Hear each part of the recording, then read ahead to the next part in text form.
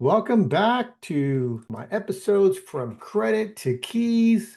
If you're new here, my name is Alfred, and I help people and I help families go from stressed out about credit to being confident homeowners with a plan. In today's episode, this is going to be one of the most important ones that I've probably recorded in some time, although I do a lot of shorts. That's my thing here, but with these long versions, trying to give people some more clarity on making sure that they're going to get approved for homeownership, not denials. So this is where this is going to be today. We're going to focusing on getting yourself and your credit profile prepared for that approval.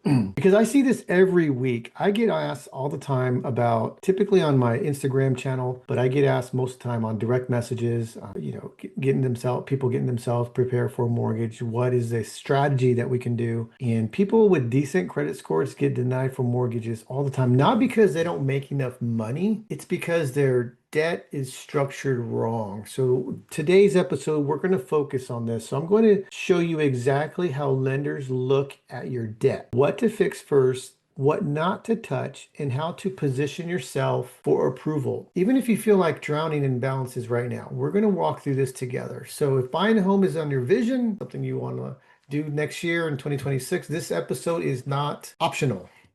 So what lenders really care about is what is called the DTI, and this is going to be your debt to income ratio. So let me just share my screen. I'm going to walk you through, what all this is going to look like, how this is going to work with you, and how we can get yourself in a position that is going to look good to the lenders and how they look at you. So I want to make sure that you understand this. I'm going to go to the PowerPoint slideshow. All right, so here we are, your debt to income ratio. This is what we want to look at. This is what you're going to be working on. So this is what lenders really care about. This is going to be what is called your debt to income ratio. So let me introduce to you the numbers that matter just as much as your credit score. We're going to call this your debt to income ratio, also known as DTI. This is a language that the lenders use, language that they use to see if you are a qualified client for them. So with that, here's the truth that most people don't know. You can have a 700 credit score and you can still get denied if your DTI is too high, debt to income ratio. Most lenders want to see your DTI under 43%. And the lower it is, the better your approval terms will be. Most lenders are going to look at this and they're going to see what your DTI is.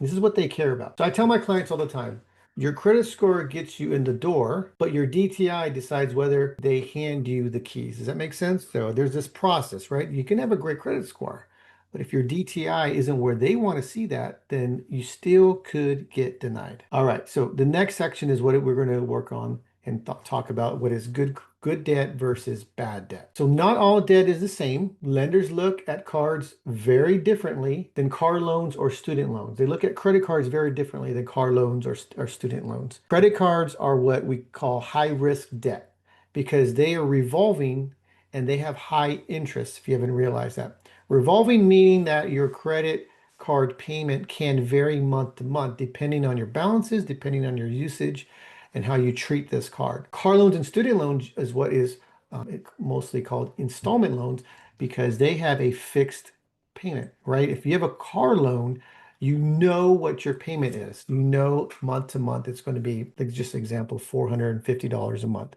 But your credit card payment can be different. So what you want to do is you want to know the good and the bad. So lenders look at this very differently. Credit cards are what we call high risk, again, because they're revolving. A maxed out credit card hurts you way more than a car loan with a fixed payment. So if you're preparing for a mortgage, your priority is not paying off everything. It's restructuring your debt so that it can look clean and in control. Now, how are we going to strategize this, right? How to pay down credit cards the smart way. This part right here can change your credit approval chances very fast. Credit cards hurt the most when they're over 30% utilization. And they absolutely can crush you over 50%. The sweet spots for lenders, what they like to see is 10% utilization on that card or lower, or that's that sweet spot. If you can get yourself in that 10%, under 20% for sure. This means that if a credit card has a limit of $1,000, you want your balance to be $100 at the moment that they're looking at your credit card usage. That's going to give you the biggest score boost, and it's going to make you look like you are responsible in that you treat your credit with care. Now, here's the mistake I see people make. They rush to close cards or pay them off completely too early. Closing accounts lowers your credit age, so you don't want to do that. And paying everything down to zero with no activity can actually stall your score, interestingly enough. The goal isn't zero, the goal is low and active.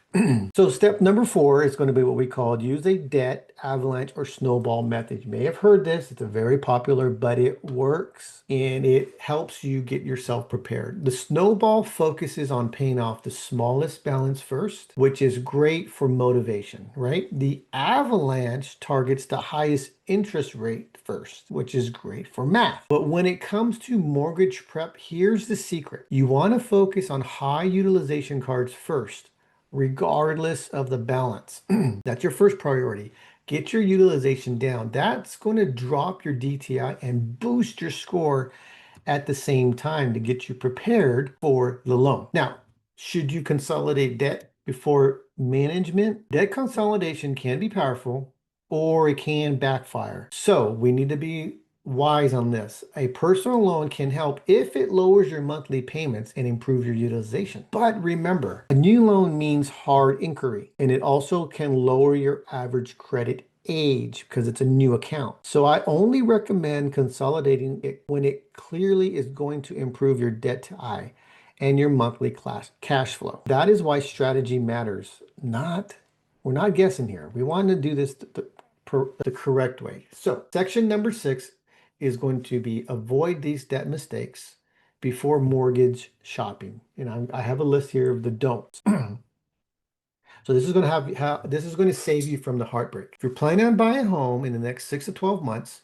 do not open new credit cards. Do not refinance or finance a new car. Do not close old accounts, and do not pay off collections unless it's been advised, and do not co-sign for anyone. All of these items here can hinder your loan approval because these moves feel responsible, but to lenders they look risky because you made all these changes in such a quick short of time. So one bad move can delay your approval by months. You need to work on this ahead of time, strategize how you get yourself into position. So what do collectors and charge-offs? What to do with collections and charge-offs, right? This is going to be your section number 7. So here's the myth. Paying collections does not automatically raise your score. In fact, paying them can sometimes lower your score temporarily. Many mortgage programs allow older collections, especially medical ones. This is why I always say, don't guess. Make sure you get guidance. Section 8, sorry about that. Section 8 is going to be how to lower your DTI fast. This is going to be a good move on your part. If you need to move the needle quickly, here's what you can focus on now. Number 1, pay down credit card debt is going to be your most impactful move. Paying down revolving debt like credit cards is your biggest impact to your DTI, debt to income ratio. Now, refinance a car loan if possible can help, not a new loan, but a refinance, because if you can refinance and get a lower monthly payment, that's going to be a good strategy because it's going to lower your DTI. Cut unnecessary subscriptions. If you have any unnecessary subscriptions that you don't really use, get rid of those because it's going to trigger that you have all these payments to all these different places and you don't want the loan agent, the loan company to see that. So you're trying to put yourself in a good placement. Increase income temporarily with overtime or side work. So if you can get some overtime, if you can get some side work during this process that you're getting yourself prepared, it's going to look good because you're going to bring in more income. So if your debt is here and then your income is here, that little gap is too short. So if you can lower your balance and then bring in more income, that brings in that debt to income it's going to give you that bigger gap where they're going to see that you have more income, that you have enough income to cover the debt that you're in. I have a client story. This is going to be Mike and Jessica, right? Worked with them in a while back, and they had their credit scores were decent, but their cards were maxed out. And this happens all the time. I have clients that have 700 credit score, but their credit cards are maxed out. So they're paying the credit cards. They have long history. They have, they have not a lot of negative items. They have a good score, but their credit cards are maxed out. And that happens. It can happen. I know it sounds funny, but the thing is, you need, when they're preparing for a home loan, you want to bring down the balances because you're trying to fix that debt to income. So we focused on two cards and we helped them and guided them to pay down these two cards and bring it down to 10%. But we didn't touch anything else as far as the balances and whatnot. We worked with them to pay down these balances. And in 60 days, their DTI dropped, which meant their scores jumped and they were able to get approved. Now they had the same income, nothing new. They had the same debt, nothing new, but they had a better strategy. So this is where this comes in, and this is where this is going to help you to get yourself prepared for a large loan. Whoops. So with that said, action steps that I have for you, if you're looking at this video, the step number one is to calculate your DTI, your debt to income ratio. This is what I want you to do. Action number two is pay down your highest utilization card by 20% to 30%. Bring that down. That's going to it's going to help your DTI and it's going to lower your utilization, but it's going to bring up your credit score. And you want to freeze all credit applications for 90 days. Do not apply for any new loans while you're trying to get a home loan. You want to make sure that that is not done because it adds new accounts, which can hurt your history, and it adds a lot of hard inquiries, which can bring down your credit score.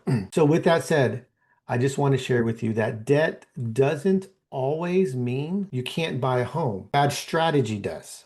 So when you manage your debt correctly, lenders see stability, they see control, and they see readiness. If this helps, if this episode helped you out, remember to like and subscribe, share it with someone who wants to buy a home but feels stuck. And remember, your keys are closer than you think. And so I'll see you next time in the next episode. Thank you for watching.